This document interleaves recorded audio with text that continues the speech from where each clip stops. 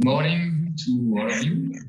It's an honor to deliver a keynote address today amidst a time of great disruption, a time when our collective effort to chart the path towards a green, resilient and inclusive development can spell recovery and renewal from the major challenges confronting the country today.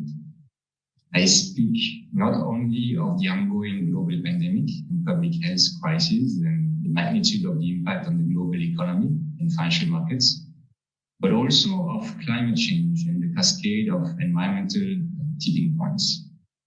Therefore, on behalf of the International Finance Corporation, I would like to begin by applauding the efforts of the founding directors and advisors in launching the Proptech consortium of the Philippines, with its aim of creating solutions to propel the Philippine real estate sector into the digital age. The Proptech consortium is well placed to address the many challenges confronting the sector by integrating technology in the way we finance, regulate, design, construct, and manage the built environment. As the largest global development institution focused on the private sector in developing countries, IFC is supportive of the objectives of this program, which we are optimistic will lead to positive, disruptive development outcomes for the Philippines. At IFC, we've always believed in the equalizing power of technology and digital transformation. This is manifest in IFC's leadership in the telecoms, media, and technology or TMT sector in emerging markets, where we have committed and mobilized over $6 billion since 2010, $6 billion US dollars. The focus of this work has been in supporting mobile network operators, mainly in less developed markets where the digital divide hinders development. We also finance digital infrastructure such as broadband networks, telecom towers, and the data centers, which are enablers of the digital economy. In the Philippines, IFC continues to leverage on technology and digital transformation to create solutions for the private sector. Last month, the microfinance arm of BPI Direct Banco, has partnered with IFC to further improve and expand products and services to small entrepreneurs through digitalization and financial inclusion. In July, IFC participated in raising $30 million for Grocery, a tech-enabled B2B platform that outfits Philippine sari-sari stores owners with inventory, infrastructure, and tools to manage and grow their business while generating crucial data and market insight for manufacturers and distributors.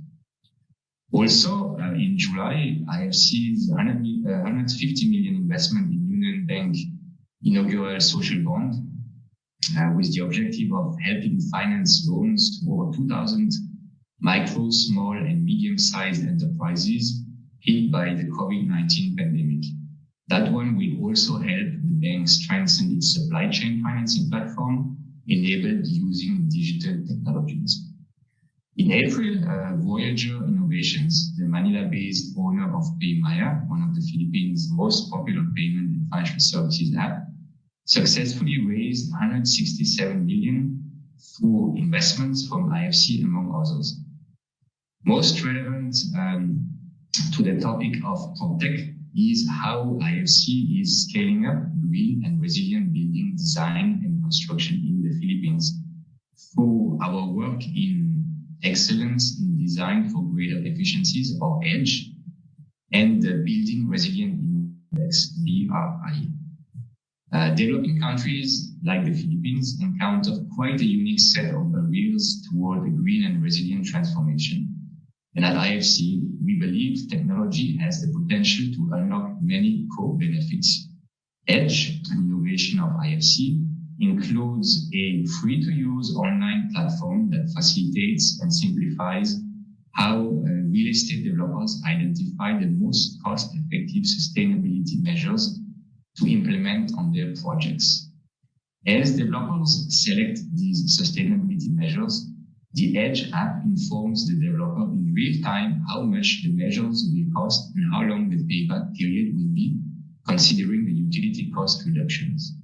Such features can help developers make informed decisions toward decarbonizing their real estate portfolio. For building a resilient index, the BRI, we are also developing a similar online platform that can assess natural hazards for real estate projects depending on their location, identify mitigating measures for these hazards, and come up with a resilience rating for the buildings. The online platform will also include a cost calculator to assess how much the mitigating measures will cost and what are the potential savings through reductions in the cost of repairs when disaster strikes. Last month, IFC launched the Building Resilience Commitment Campaign, a call to action for businesses and organizations in the country to improve the resilience of our buildings and cities. Real estate developers, financial institutions, and governments can take the resilience pledge with an initial target of 1 million square meters of building space to be constructed or retrofitted to become more resilient to natural hazards. By making these technologies free and easy to use, we can ensure that everyone, especially SMEs and those developers focusing on projects outside of Metro Manila, can participate. Proptech can be a great equalizer, removing barriers to participation in order to level the playing field. As we grapple with climate change and the pandemic, we need a concerted effort.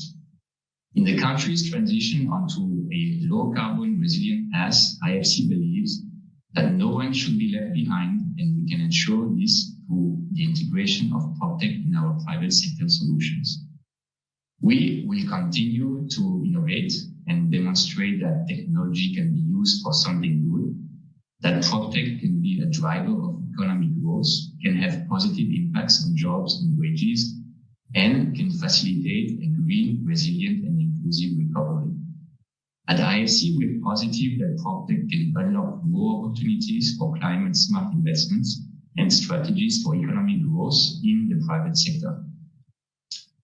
For many people, Proptech may seem like a vague buzzword, but we are hopeful that through the work of the Proptech Consortium of the Philippines, we can improve the industry's understanding of this concept and successfully integrate it into how we develop real estate. With today's launch of the Proptech Consortium, we do not see just a one-time event. Rather, we envision a coming together of Proptech advocates who can realize benefits not only for the real estate sector itself, but also for the broader Filipino community.